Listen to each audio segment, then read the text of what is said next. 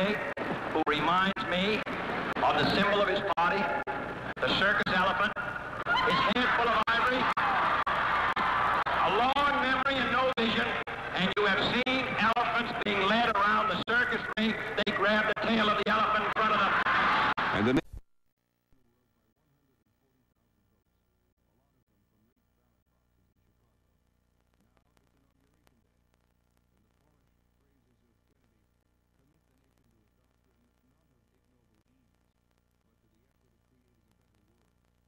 I, John Fitzgerald Kennedy, do solemnly swear that you will faithfully execute the office of President of the United States. that I will faithfully execute the office of President of the United States And will, to the best of your ability, and will, to the best of my ability, preserve, protect, and defend the Constitution of the United States. preserve, protect, and defend the Constitution of the United States. So help you God. So help me God.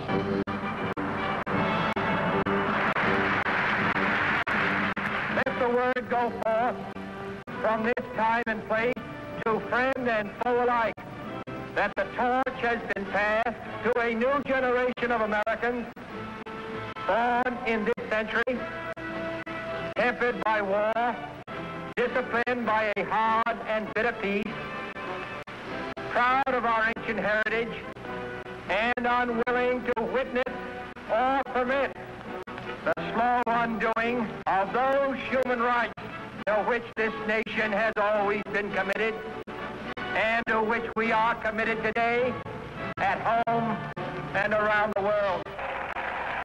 All free men, wherever they may live, are citizens of Berlin. And therefore, as a free man, I take pride in the word, Ich bin ein Berliner. Make the trip to Texas.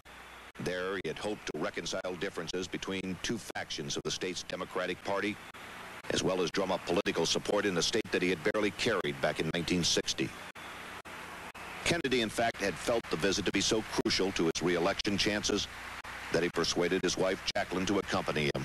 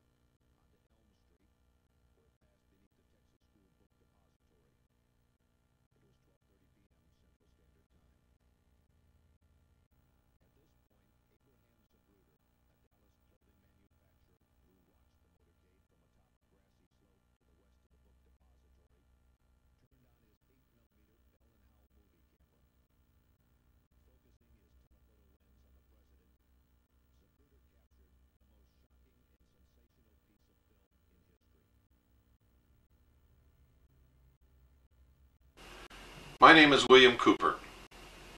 Between the years 1970 and 1973, I served on the intelligence briefing team of the Commander-in-Chief of the United States Pacific Fleet, who at that time was Admiral Bernard Cleary. I was attached to the Office of Naval Intelligence. I had a top secret, Q, sensitive compartmentalized information, security clearance, and actually had access and the need to know almost everything that the Admiral himself, the members of his staff, and many high-level government officials. It was during this time that during the routine course of my duties, top secret documents crossed my desk that I was able to read that outlined everything to those documents in Dallas on November the 22nd, 1963, when President John F. Kennedy was assassinated.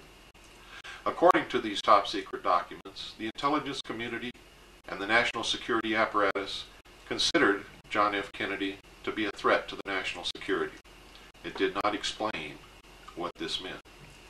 It stated also that he had ordered the security establishment to prepare a plan to reveal to the American people within the following year the truth about unidentified flying objects. It also stated that he had ordered the intelligence community and the CIA specifically to cease importing and selling illegal narcotics, drugs, to the American people in order to finance their black projects. Now we know that he had ordered also the printing of real money, again, silver certificates, backed by real silver money. And we also know that that would have broken the back of the Federal Reserve. He had also threatened publicly to disband the Central Intelligence Agency and scatter it to the thousand winds. We know that he had refused to provide air support for the invasion of the Bay of Pigs. A lot of people were really angry and upset with John F. Kennedy. It's stated in those documents that the assassination pistol used was prepared, manufactured specifically by the Central Intelligence Agency for assassinations. It was electrically operated, gas-powered, and could either fire a poison dart, a small hypodermic needle, or an exploding pellet which could contain any one of several deadly poisons. These documents stated that William Greer, the driver of the president's car, a Secret Service agent, and ex-chauffeur of the Lodge family, turned in his seat and fired with this assassination pistol at point-blank range at the president's head, an exploding pellet filled with shellfish toxin, which really killed our president. President Kennedy's brain was missing. Another was substituted in its place, which showed little or no damage at all. Completely opposite of what the doctors at Parkland Hospital described.